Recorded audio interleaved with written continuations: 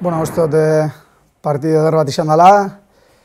linea guztixetan, eta demostrarau zerrazen kapazak etxeko,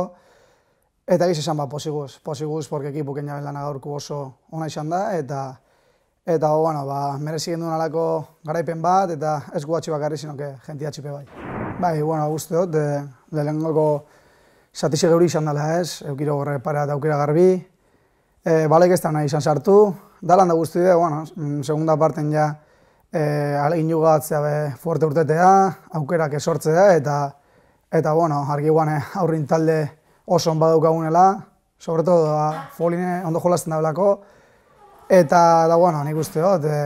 ekipuk asko nioela korrikan, elkarrei laguntzak asko ondile, eta da hortxe ondala klabi ez, danoke batea hoti, aiera gero gola, eta giz esan postasun handixe, eta honi horrengoko partidu gatxe, baina honek ekipu gai kofiziantza gixoa mongotza. Giz esan, usten dune baino, igual hobeto esango nauke ez, jokatu gendune Gironane hiru gazatzin, eta ez ondo urten gausik, eta ongun giz esan, bastante sendo onga, hirun hartin bastante toki okuparau, eta alai jokatute bentsat, eta gaur ipinero guene goguaz eta danaz, nik uste dut,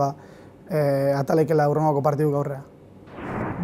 Partido, yo creo que el partido ha sido un buen partido del equipo.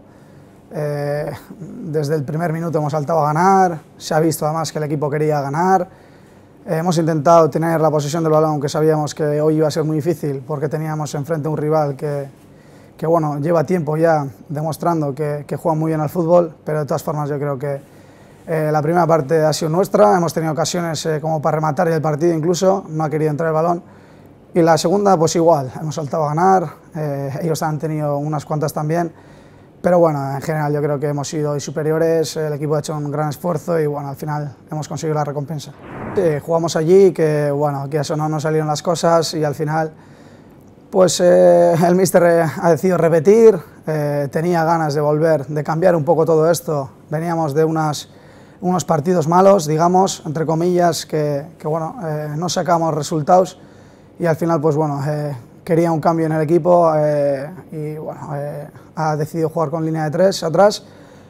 pero yo creo que el equipo no ha notado, hemos estado juntos, hemos estado unidos y creo que ahí ha estado la clave de esta victoria. Hay dos partidos importantes, somos